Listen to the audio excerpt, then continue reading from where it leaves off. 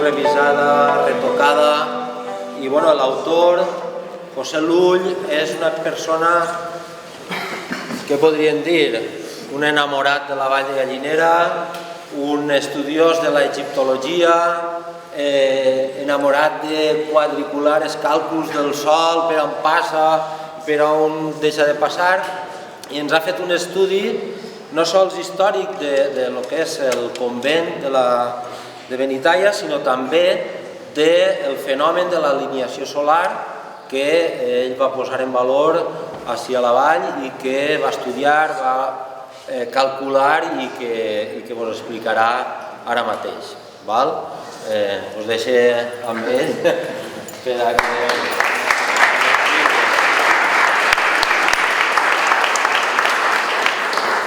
En primer lloc, moltes gràcies a la Diputació d'Alacant, a l'Ajuntament de la Vall de Gallinera i, per supost, a totes les persones que, d'alguna manera, mitjançant fotografies o referències, etc., m'han ajudat a fer aquest estudi. I en especial, moltíssimes gràcies a Juanjo Hortolà, perquè, com sempre he dit, el llibre està firmat per mi, però és evident que si no hagués sigut per la seva ajuda constant, buscant-me documents, menjant-se per tots els arxius, hauria sigut molt difícil per a mi, tenint tan poc de temps per a aquesta afició, que no és el meu treball, haver escrit el llibre. El que vaig a fer ara és una visita a lo que és el llibre, seguint el fil argumental del llibre. Anem a explicar un poquet, com a introducció, el que va ser la Vall de Gallinera, molt breument, abans de la fundació del convent franciscà. Després parlarem ja de la fundació i finalment parlarem de l'alineació solar, que és la que d'alguna manera ha donat vida al convent ja desaparegut i a tota aquesta història. I clar, quan comencem a parlar de la història en la Vall de Gallinera, evidentment tenim un personatge que és molt important, que és Al-Azraq. Al-Azraq va ser l'últim senyor mor independent en el regne de València, encara que Jaume I va conquerir la ciutat de València en 1238, ell, per pactes i després d'una rebel·lió que va començar en 1247, encara va tindre el seu senyoriu en aquestes muntanyes alacantines, tenia la seva residència principal en el castell d'Alcalà de Gallinera, el que ara s'anomena castell de Benicili, i va aguantar així fins a l'any 1258. O sigui que fins a aquest any podem dir que la gent que viu així és mora, són musulmans. Què passa després de la seva expulsió i descomptant que va intentar vindre de nou en 1276 i va morir a les peus de les muralles d'Alcoi? Què va passar després? Això ja era un territori que estava baix el domini cristià, però clar, la gent que vivia en les muntanyes alacantines, o en aquest cas concret en la Vall de Gallinera, era musulmana, eren mudèjats. Aquesta és la situació que continua durant molts segles. Pensem, per exemple, que en l'any 1485 Roderic de Borja, que després va ser papa, Roderic de Borja, després papa Alexandre, ell va comprar el títol del ducat de Gandia i aquest títol se'l va quedar Pere Lluís de Borja. Pere Lluís de Borja, en 1487, es va fer amb el que ara és la Vall de Gallinera. Des d'aquest moment fins a mitjans del segle XIX, la Vall de Gallinera va ser un senyoriu dels Borja i després dels ducs d'Osuna, que es va heretar aquesta propietat. Però el problema seguia sent el mateix. Així vivien mudèjars, eren musulmans. Era mà d'obra molt barata per al duc de Gandia, li interessava tindre aquesta gent treballant en la Vall de Gallinera, però no eren cristians. De manera que, després de les Germanies, en 1625, és quan es va ordenar a tota la població musulmana batejar-se. A partir d'aquest moment ja parlem de moriscos. A partir de 1525 El que tenim en la vall de Gallinera són moriscos. És la mateixa gent, però teòricament són cristians, però de portes cap a dins continuen amb la seva llengua àrab i, per supost, amb la seva religió. Així a la vall de Gallinera es va intentar evangelitzar la gent mitjançant algunes esglésies. La més antiga és la iglesia de Sant Joan Baptista, en 1310, es va fundar així en Benissivà, precisament en Benissivà, però no on està ara l'església de Sant Miquel, que és aquesta. Després es van fundar dues esglésies en 1535, per una banda en Benirrama, l'altra en el Patró, és a dir, en els dos, diguem-ne, extrems de la vall de Gallinera. Però la gent així continuava en la seva tradició musulmana. Les esglésies eren pràcticament decoratives, no? I n'hi ha una informació molt interessant al respecte i és les visites que feia l'anomenat visitador des de València, venia a la vall de Gallinera, per a veure si la gent així estava cristianitzada o no, o fins a quin punt estaven col·laborant en la restauració de les esglésies, etc. I són documents molt interessants que tenim molts d'ells en l'arxiu del Patró, en els que queden referències quasi còmiques de quina era la situació. Per exemple, en aquest fragment es parla de la necessitat de fer una església en Benissivà. Diu el fragment: hagan hacer en el lugar de Beniseba, en la parte y sitio que más convenga, aparecer del reverendo lector y del magnífico alcaide una iglesia, la cual sea capaz para que quepan en ella todos los vecinos de dicho lugar de Benissivà y sus anexos de 7 años arriba, es decir, con toda la población de más de 7 años, y hagan junto a ella una abadía. Això és el que fa el visitador, però el que sabem és que la gent així no feia cas d'aixes ordenances. Així tenim un fragment de 1583 que diu: el visitador halló la iglesia parroquial de dicho lugar derruïda y muy maltratada. O sigui, la situació continuava igual a pesar de les ordres que feia el visitador. Per exemple, així, en un fragment de 1578, tenim una informació que diu: mandó el dicho señor visitador que los dichos reverendos rectores no permitan que sus feligreses hagan ceremonias algunas de moros, en especial acerca del enterrar. Per què diu això? Perquè es va donar compte de que la gent, quan es soterrava en la vall de Gallinera, no soterrava mirant el cel, sinó que soterrava de costat. Per què de costat? Evidentment, eren musulmans i el que volien era mirar cap a la Meca. Ell es dona compte d'això i diu: no, a partir d'ara, que quan soterren algú, que mire cap al cel, perquè així és com els soterren els cristians. Tenim després una altra referència, també molt interessant, que parla de com tallaven la carn en la vall de Gallinera.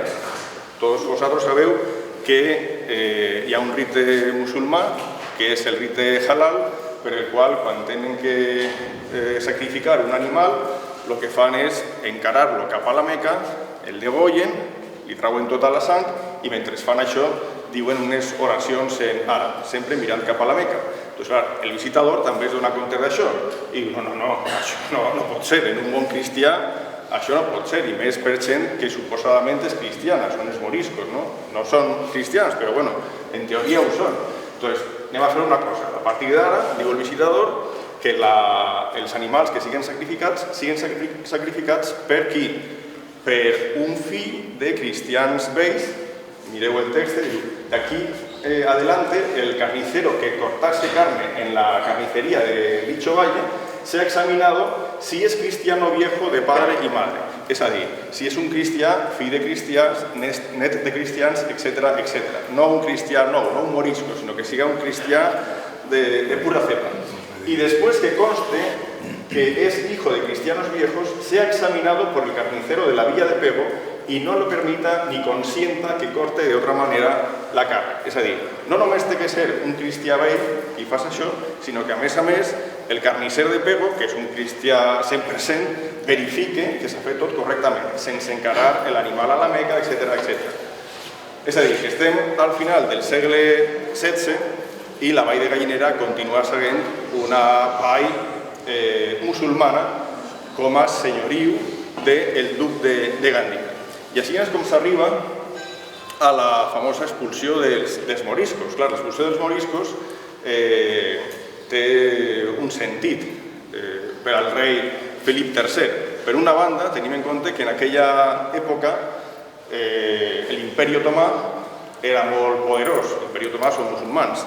Després estaven els pirates de Barbaria, que moltes vegades s'acostaven a la costa per a segrestar persones. I això era un perill permanent. Entonces el rei Felip III va dir, bueno, el que tenim en esta població morisca és un gran problema, perquè ells són musulmans, i si n'hi ha una invasió musulmana, a lo millor es ficaran de part dels musulmans, i són població que tenim en el nostre regne.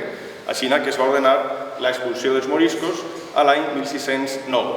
Va ser un projecte secret, van passar molts mesos perquè es tenia que organitzar l'armada, els vaixells que es van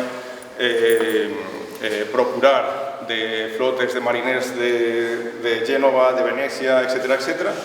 I arribem al mes de setembre de 1609 i és quan es fa l'expulsió dels moriscos. Així que les quasi 1.500 persones que vivien a la vall de Gallinera van anar al port de Dénia i d'allí ja van partir cap al nord d'Àfrica. Així que quin problema té ara el duc de Gandia, el senyor d'aquestes terres? Té el problema que tota la vall de Gallinera s'ha quedat buida. Els únics cristians que queden en aquest moment, en 1609, a la vall de Gallinera, qui són?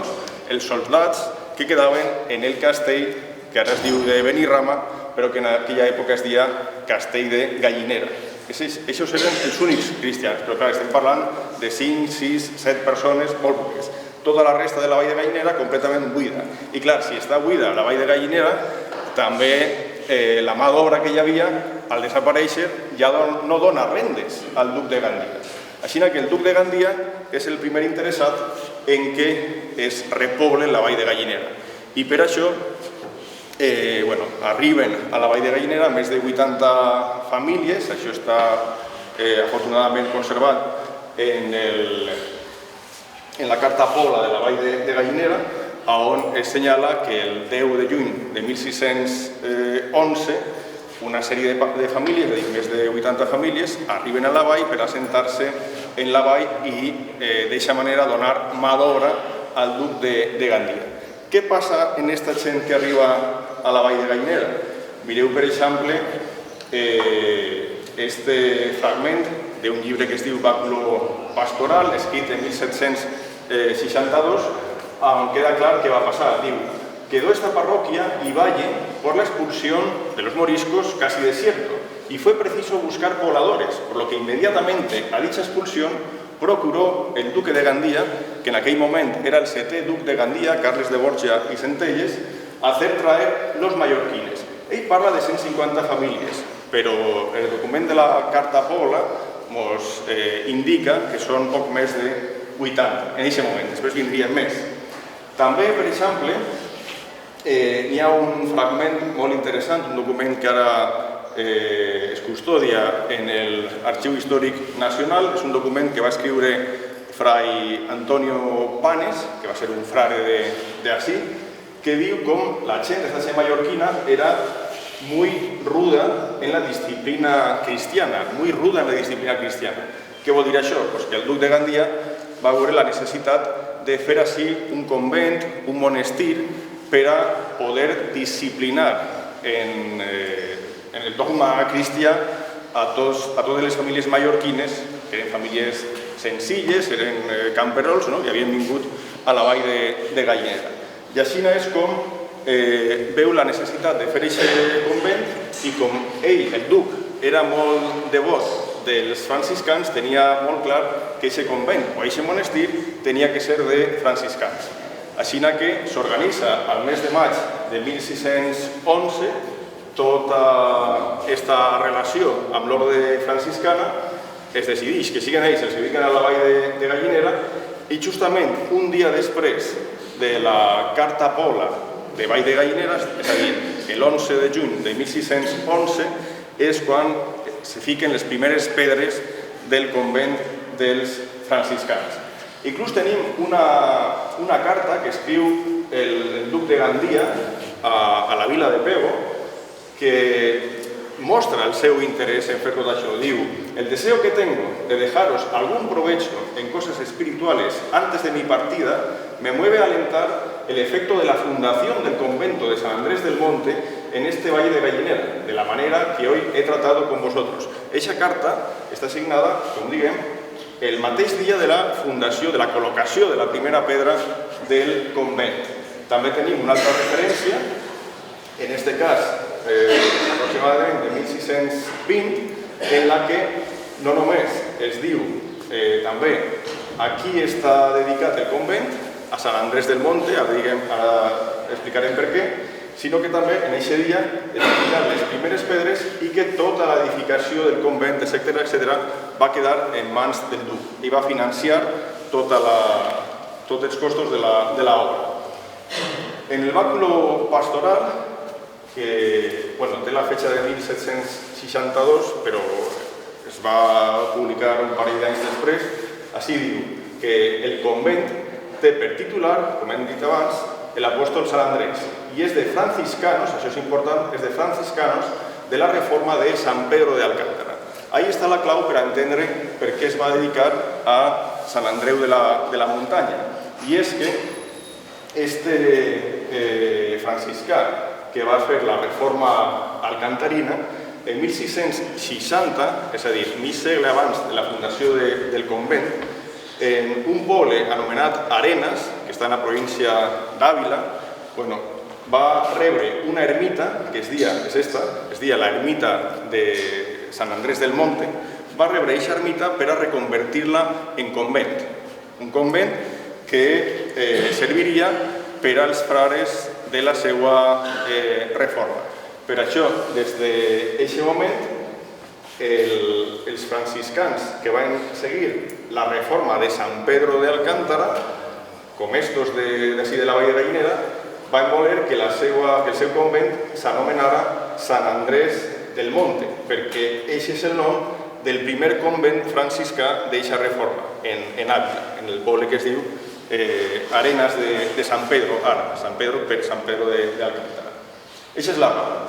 Després tenim documents, alguns d'ells molt interessants, per exemple, que va estudiar Vicent Puig, molt interessant perquè dona fe de que en l'any 1616, és a dir, 5 anys després de la fundació del convent, el convent encara estava en obres, no estava conclòs, encara hi havia obra en el mateix.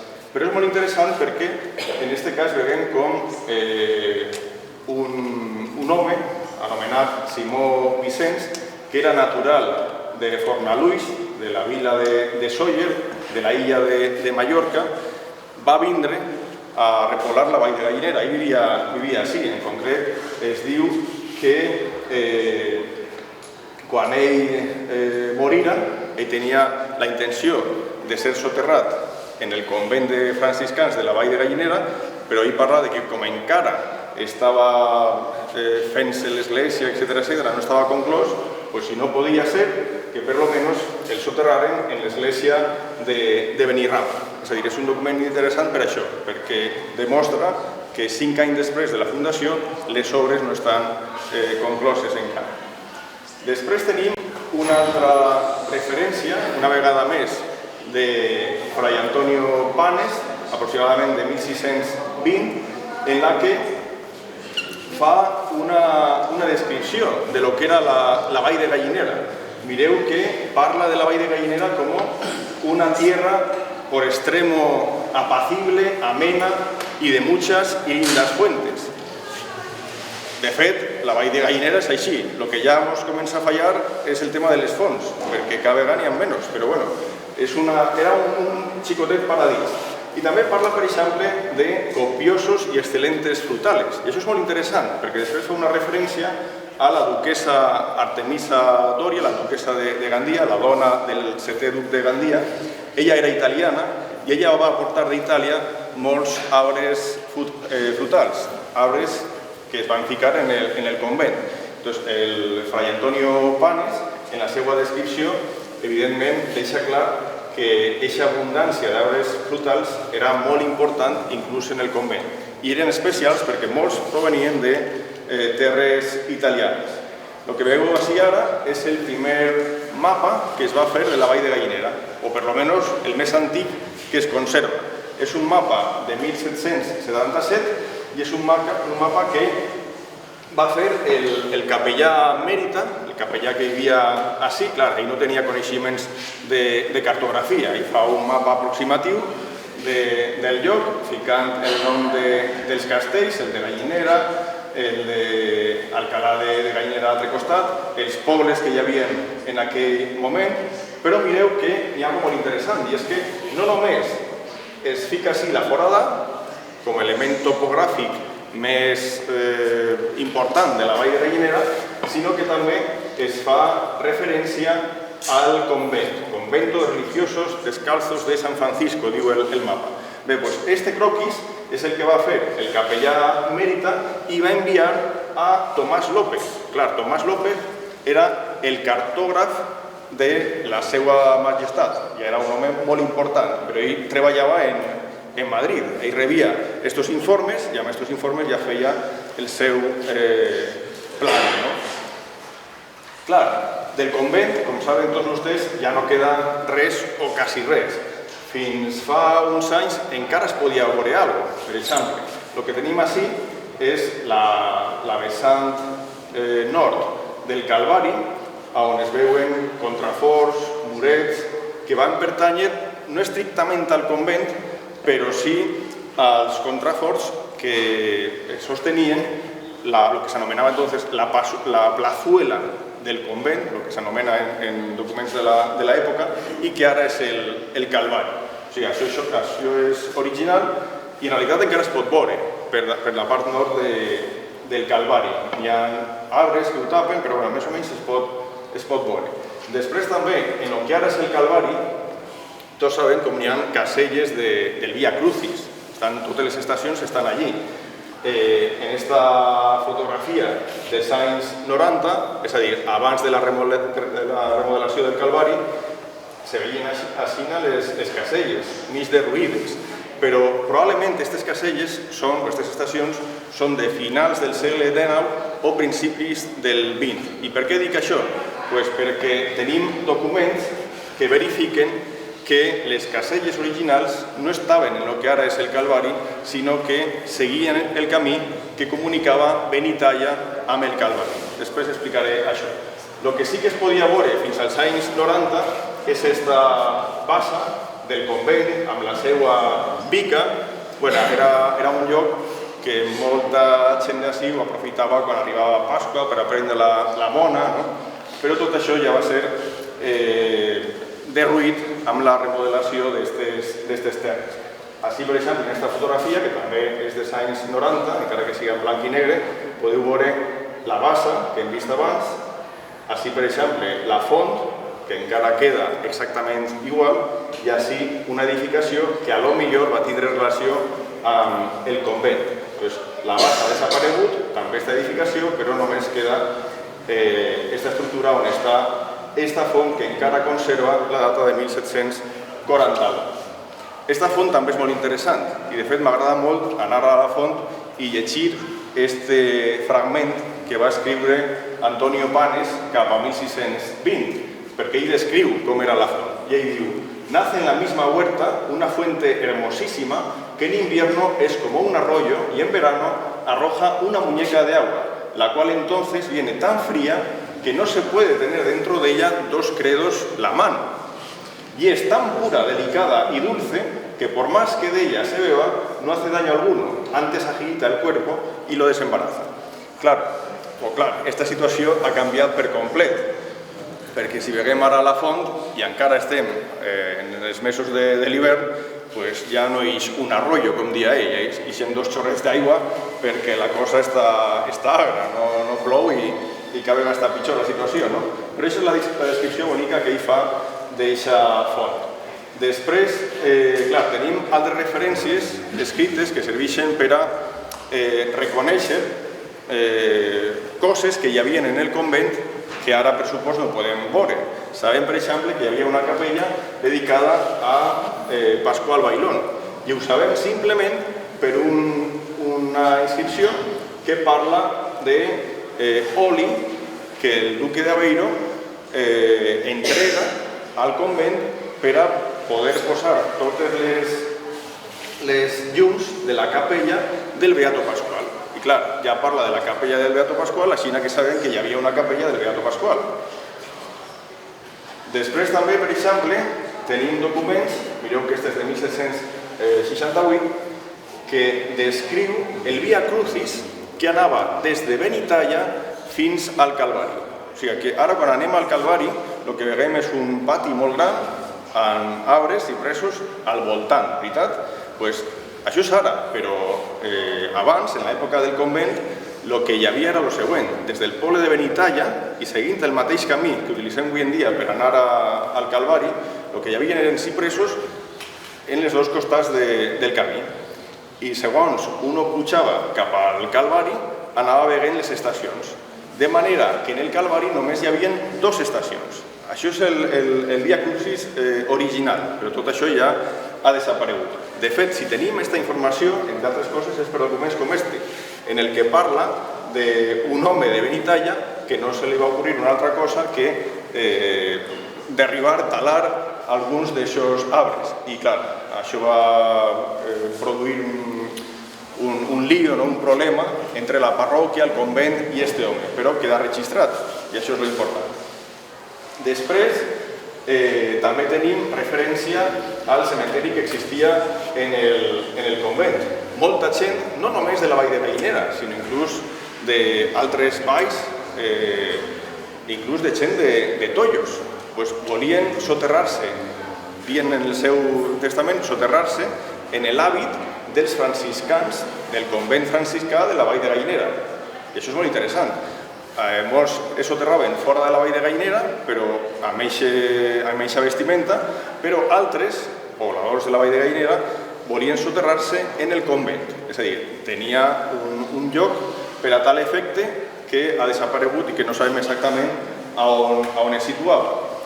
Clar, en la seva vida, en els seus 224 anys de vida del convent, també va patir moltes coses. Per exemple, en 1644 hi va haver un terratrèmol molt fort. Mireu, per exemple, el que diu aquesta informació ara en l'arxiu parroquial de Pego. Diu que en 1644, i en concret el dia 21 de juny, va haver un terratrèmol tan important que va dar molts murs de la muralla de Pego, tombar un tros de l'església d'Atzúbia, tombar el castell de Gallinera, tombar el lloc de la Solana i va dar el monestir de Gallinera que els frares s'embutxiren. Aquesta era la situació en 1644, clar, i feia poca que s'havia fundat el convent. Recordeu-vos que és 1611 l'any de fundació. Després també va quedar afectat per guerres. Per exemple, la guerra entre austracistes i borbons, on va morir Carles II, va afectar a la vida de la Vall de Gallinera. I això ho tenim per una carta que va enviar Luis Jerónimo Pastor al duc de Gandia en aquest moment. Val la pena llegir aquest trosset per a veure la destrossa que es va fer durant la guerra en la Vall de Gallinera. Diu que en 1707 entraron nuestras tropas en el Valle de Gallinera y dieron fuego a todos los lugares del valle. Vino un religioso del convento de Gallinera, de los que quedaron en el convento, porque la resta va a fugir, que los demás se desampararon y huyeron. El valle queda tan destruido que de muchos años no será lo que era, y lo mismo atestigua el religioso. Los religiosos del convento, excepto dos, todos los demás huyeron y no se sabe hayan vuelto aún ninguno, y nuestro Señor quedó sin asistencia de sacerdotes. És a dir, va ser un moment molt dramàtic, no ja en la vida del convent, per supòs, sinó en la vida de la gent de la Vall de Gallinera. Però després, a poc, va començar la vida una altra volta. De fet, el convent en 1732 va arribar a un màxim, en la informació que tenim, va arribar a 22 frares, que és el màxim que coneguem per al convent. Va continuar la vida fins a 1834. Què passa en 1834? La desamortització de Mendizábal. I clar, això va provocar el tancament, que va ser definitiu, en 1635. El convent queda tancat i a partir d'ahir es fan subhastes, es venen terres que pertanyen al convent, es venen peces, obres, etc., que hi havia en el convent, altres són arreplegades per gent de la Vall de Gallinera, que custodia la Verge o el sant que siga en la seva casa, és a dir, algunes coses es recuperen, però el més es perd tot i ja queda en l'oblit. D'aquesta manera tenim documents que són interessants perquè parlen de moltes d'aquestes coses que tenen que eixir del convent, que ara queda abandonat, per a salvaguardar-les. Un document interessant és l'anomenat Certificado de Alhajas, que és una llista, està numerat, una llista d'aproximadament 40 peces, des de casulles fins a objectes rituals que són transferits cap a Benirama. I això està signat a l'any 1833, un any abans de la desamortització. Després, per exemple, també tenim el llibre de patents, que originalment és un llibre que estava en el convent, ara es custodia en el patró. Esta peça de pedra està en el Museu Etnològic de Pego, es diu que és part de la cresteria del convent. Clar, això és molt complicat de verificar-ho, però això és com està classificat.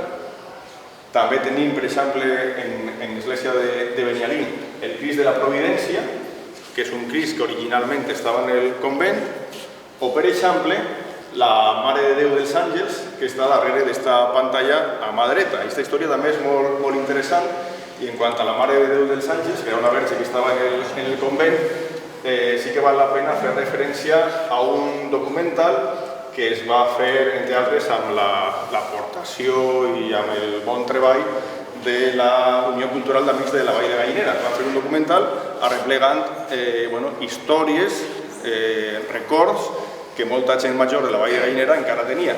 I és interessant perquè, en concret, el record que ens dona a Rosalia Alemany, ella parla de com son pare, Bruno Alemany, tenia en sa casa la Verge, la Mare de Déu dels Àngels, però quan la Guerra Civil li van obligar a cremar la Verge.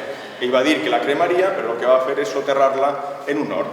I clar, va estar soterrada 3 anys. I en 3 anys va perdre la policromia, va perdre les manetes, va quedar deteriorada. Però va passar la Guerra Civil i tant el pare de Rosalia, que es deia Bruno Alemany, com ella mateix, van anar a l'hort i, com se'n recordaven més o menys on estava soterrada, la van traure en aquestes condicions. I ja poc després la van donar a l'església de Benissivà.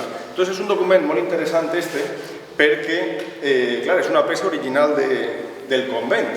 I quan en l'any 2011 es va celebrar el 400 aniversari de la fundació del convent, també per suports de la Carta Pobla, era una idea magnífica que va desenvolupar Andrés Bolufer, que en aquell moment era el rector d'esta parròquia, portar la Verge des de l'església de Benissivà, que és on està ara, fins al convent, fins al Calvari. Era com retornar la Verge al seu lloc original. I va estar molt curiós, moltes cares que veig jo ara sí, les connecten bé d'aquella època, que molts vau estar així, i va ser curiós perquè també es va recuperar, per exemple, Juan Fortolà va recuperar la lletra que es cantava a la Verge antigament, clar, ara ja no, però antigament. I es va fer aquesta processió en un poble engalanat, com poques voltes es veu, processió fins al Calvari. Va ser un esdeveniment, des de luego, molt interessant, molt curiós, tant per als creients com per als no creients. Però, clar, què va passar després de la desamortització, segons passava el temps? Tenim una referència de Sebastià Castellanos, de 1851, que diu: desde la peña Horadada, desde la Forada, se ve el convento de franciscanos alcantarinos en regular estado. El convent encara es conservava bé, però, ell diu, con la iglesia muy deteriorada. És a dir, fa una clara diferència entre dues construccions, el convent i l'església. L'església ja estava molt mal, però el convent encara es conservava. Si veiem fotografies abans dels anys 90, abans de la remodelació de tot aquest sector, podem veure com el que ara és el Calvari no té les parets que envolten tot este lloc, sinó les parets típiques dels bancals. Així la gent encara feia paelles, com un dia abans, quan arribava Pasqua. Era un lloc quasi públic, però després ja de la remodelació, per supost, això es va tancar, de manera que ja no havia un accés directe. Com queda ara? On estava la bassa que hem vist en les fotografies antigues, ara tenim esta bassa moderna. La font encara es conserva exactament igual, així. Lo que ara és el Calvari és lo que abans era la plazuela del convento, on acabava el Via Crucis, i el convent, teòricament, el que és la construcció, el convent estaria per esta zona, o per esta zona. Clar, és molt difícil dir-ho amb precisió, perquè no queda absolutament res, però aproximadament seria tot este sector. D'ací passem ja a la qüestió de l'alineació solar. Què té que veure l'alineació solar de la Foradà amb tota la història del convent? Doncs en realitat té que veure molt. Quan vaig començar l'estudi de l'alineació solar, si vaig començar aquest estudi, va ser realment a partir de la lectura d'un llibre sobre muntanyes valencianes. Jo estava llegint informació sobre la vall de Gallinera i es feia referència a este llibre. En este llibre, en el que s'arrepleguen informes de Tomàs López, aquest cartògrafo de Su Majestat de finals del segle XVIII, ja es diu que el sol es ficava per dins de la Foradà el dia de Sant Francisco i la llum impactava en el convent. Clar, jo vaig llegir això i vaig dir, ostres, això hi ha que veure-ho, hi ha que veure si és veritat, hi ha que veure exactament des d'on es produeix. Doncs el primer que vaig fer és parlar amb molta gent major de Benissivà, Benitall. I va ser molt curiós, perquè la tradició no s'havia perdut del tot. És a dir, els majors encara me diuen, sí, una vegada a l'any el sol es fica per la Foradà i enllumenava el convent. Jo preguntava, però quin dia? Ni idea. I des de quina posició? Ni idea. Ho ha vist vostè alguna volta? No? Clar, la tradició estava ja a punt de desaparèixer, quedava el record de que l'alineació existia, però ni es sabia exactament quan, ni es sabia des d'on. Clar, el convent. Això on és el convent, si ja no existeix. Així que vaig començar a fer aquest estudi. De fet, acabat l'estudi, Juan Cornolà em va donar aquesta referència, que des de és molt important, perquè és de l'any 1620. I en 1620 ja tenim un frare que diu que el 4 d'octubre, que es la fiesta de nuestro Padre San Francisco, entrando el sol por una peña que está horadada, hiere directamente en nuestro convento. Ell reconeix que això és el que passa. I a més, per a donar-li un caràcter més sacral, diu, y con su luz y resplandor le alegra, como que no han podido sufrir sus rayos, que en tan festivo día se le oponga al monte, y así le penetran y le taladran. És a dir, és com una hierofania, és una manifestació sacra, no? Així que quan vaig començar l'estudi, tenint en compte que no hi havia ja una tradició oral que em poguera donar tota la informació amb precisió, quan vaig començar l'estudi vaig tenir en compte sobretot tres dates.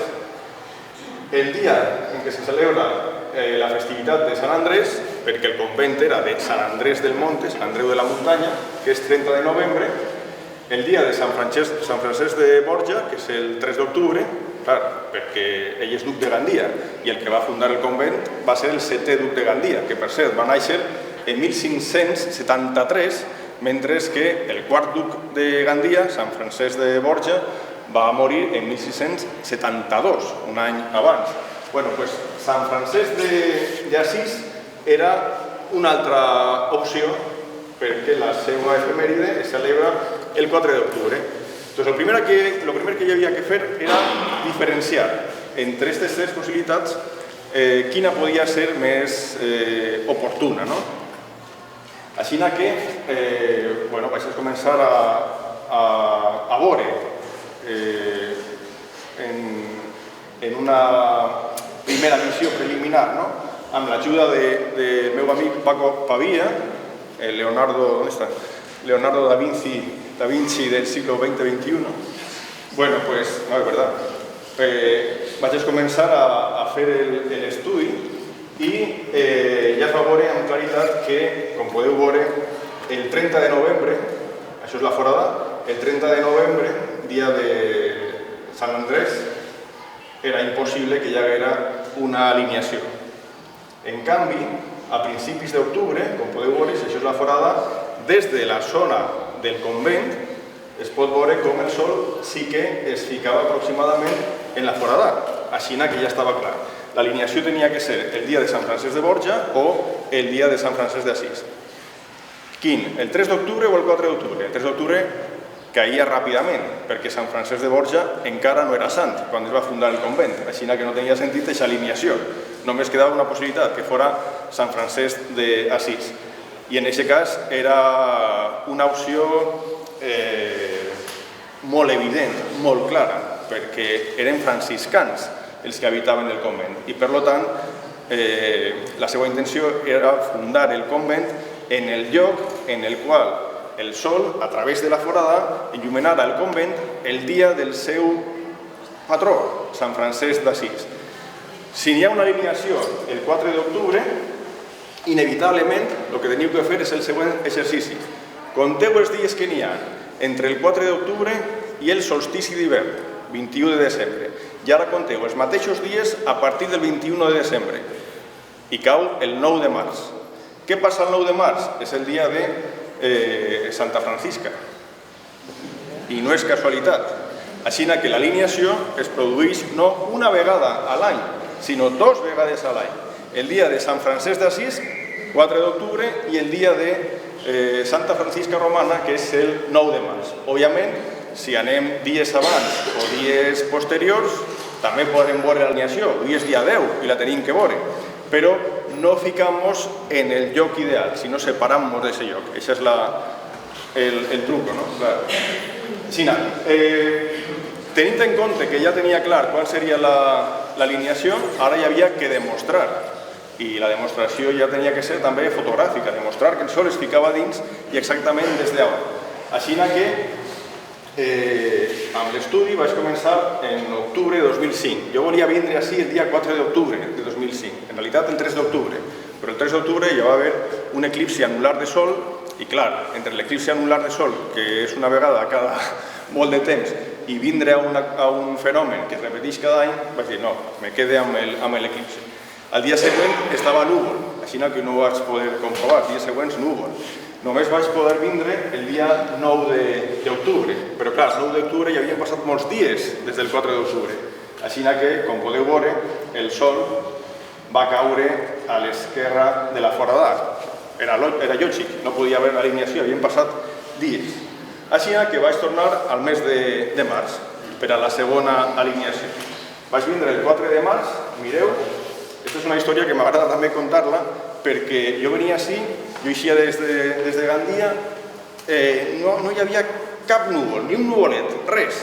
Venia així, un cel meravellós, tot preparat, allà apuntant a la forada, tinc que veure-ho, el sol s'acostava, així ja ho hem ampliat, la forada, encara que no la veieu, està així, però ja veieu que el sol no està clar. Ja n'hi ha un poquet de núvol, però bueno, en 5 minuts ja es fica en la forada. Si m'aguanta 5 minuts, fotografia per primera vegada l'alineació. Va acostant-se i pinta molt mal. Sí, pinta tan mal que no ho vas veure. Impossible. Vaig tornar el 5 de març. No fiqué fotografies del 5 de març perquè està núvol, no hi ha res. El 6 de març, mireu quin sol. Es veu perfectíssimament. La forada també està per així. Perfectíssimament. Cap núvol. Era tot meravellós. Contacte en la muntanya, mireu, això ja és la muntanya, la forada està així.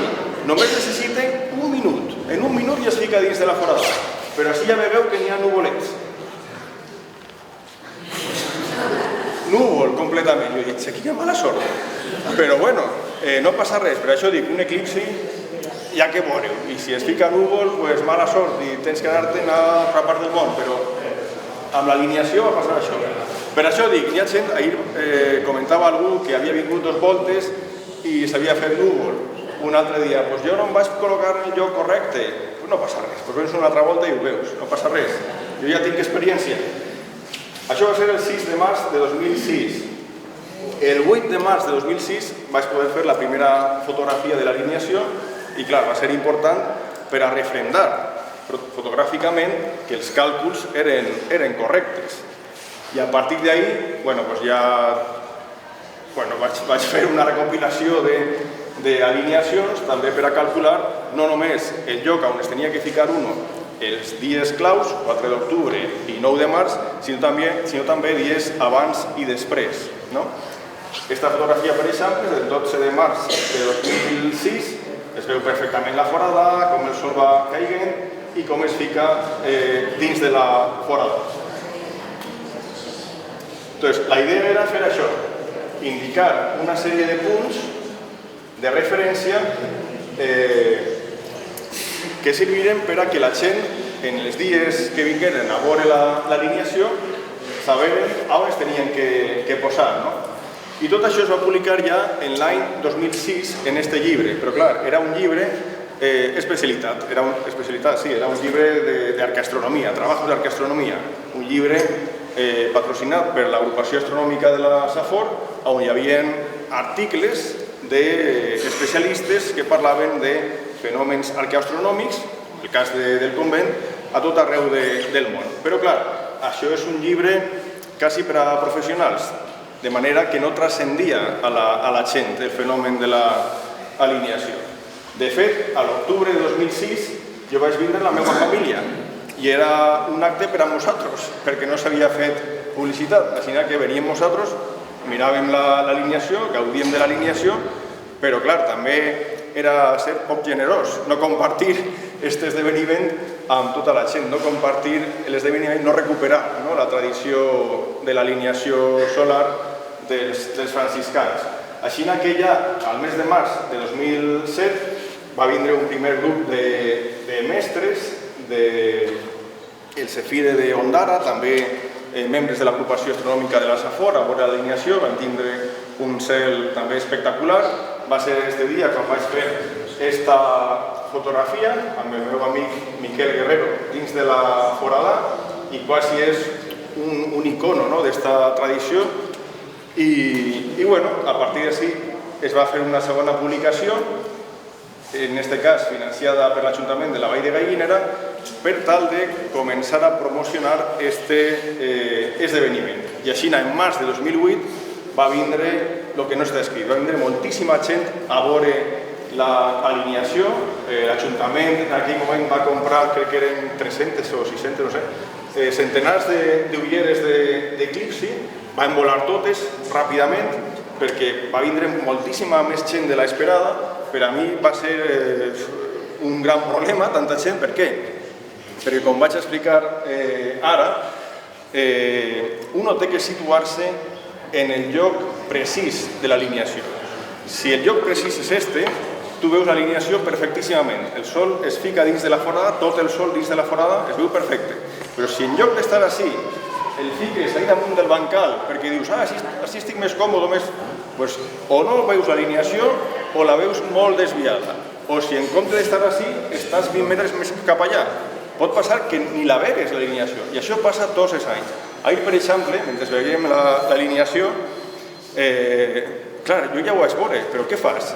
Dir a la gent que no ho té que veure, uns diuen, això és una estafa, no em veus res. Però clar, no estaven en el lloc que tocava. Els càlculs són milimètrics, són precisos, no hi ha cap tipus d'error, són milimètrics, però tens que estar en el lloc exacte. I clar, és un problema, si tens 600, 800 persones com en aquell any, què dius? És així! I on era així? A veure si tinc la foto, bueno, no tinc la foto, eren els tarongets. Què dius? És així! Clar, les 800 persones era impossible que es ficaren allí. Entonces dius, bueno, me calle i que cadascú visca l'alineació com puga, no? Clar, tot això va afavorir també que la Vall de Gallinera o la Foradà es classificara per a l'elecció de les 100 meravelles valencianes. Va coincidir tot en el temps. El 7 de març de 2009, com veiem, continua venint moltíssima gent a veure l'alineació i així podria mostrar fotografies de totes les alineacions. Com veureu, ja no me dedico a fotografiar l'alineació, sinó més a fotografiar la gent que ve a veure l'alineació, perquè de l'alineació ja tinc massa fotografies. En 2011, per la qüestió de la celebració del 400 aniversari de la fundació del convent, es va fer una primera versió del llibre que després repartirem a tots nosaltres, als assistents, que va ser este. Entonces, ja va quedar clar que el convent, com dia, el original convent estaba en esta zona. Es imposible precisar, pero aproximadamente en esta zona. Y com diem, mireu, el 4 d'octubre de 2020, clar, així la gent sap que es té que posar ahí per a veure-ho. Però, clar, imagineu-vos que estem parlant de centenars de persones on es fiquen damunt dels tarongers o talents dels tarongers que fem. Era molt complicat, clar. Entonces, en aquest moment vaig dir, bueno, anem a veure. El convent ja no està. Així que tampoc importa massa si la gent es fica en el que era el convent o un poquet més enllà. Així que la idea va ser buscar punts en llocs públics, en el camí que puja cap a la Foradà, punts on hi haguera més possibilitat també de ficar gent, que es poguera repartir més la gent. Mireu esta fotografia del 3 d'octubre de 2010, així veieu la meva càmera, així veieu la càmera d'un amic, ara veureu la fotografia que pren el meu amic, així veieu el sol dins de la Foradà, però ara veureu la fotografia que vaig fer en el mateix moment, simplement per a que quede clar com, inclús estant els dos a 3 metres màxim, hi ha una diferència entre el que ve uno, entre el que observa uno i el que observa l'altre. Veieu? Per això és tan important estar en el lloc precís. Només en aquesta diferència ja es veu un sol més descentrat en una i altra fotografia. O, per exemple, aquesta fotografia està presa des d'un punt i des del mateix punt la mateixa fotografia al dia següent. Veieu que només passant un dia el sol entra, este sol va entrar perquè cau a Xina, o simplement no entra. Per això, dia a dia, tens que anar a un punt d'observació nou. No pots quedar-te en el mateix. I per totes aquestes raons vaig fer aquesta taula. Aquesta taula és molt útil. Així veieu un fum de números. Això és el camí que va a Benitalla, el Calvari, la Font. Entonces, el que teniu que fer, i està en el llibre en la taula, és el següent. Imagineu-vos que avui és 10 de març i volem saber on ens tenim que ficar avui, que és 10 de març. Doncs aneu a la taula i així està, març de 2019. Dia 10, anem al dia 10 i diu punt 5. Així que ens tenim que ficar en el punt 5. On està el punt 5? Així. Clar, ara tens que reconèixer el terreny, però bueno, tenint el mapa és fàcil. Avui us tenim que ficar així. Qui es fique ahí, qui es fique allà, qui es fique no ho veurà. O ho veurà molt descentrat o no ho veurà. Així que després que ningú digui, ai, quina estafa. No hi ha estafa. Cadascú es té que ficar en el seu lloc correcte. I per supost, com veieu, si algú volguera vindre demà és dilluns, però bueno, si algú volguera vindre demà, doncs també es diu dia 11, punt 4, dia 12, punt 2, 3. O sigui, està tot preparat per a que tingueu la informació fins al any 2026. Teniu temps. Així que, bueno, us desitge una bona alineació i que d'alguna manera també tots puguem contribuir a recuperar la tradició del convent franciscà de Sant Andrés del Monte de Benitalla i de la seva alineació solar. Gràcies.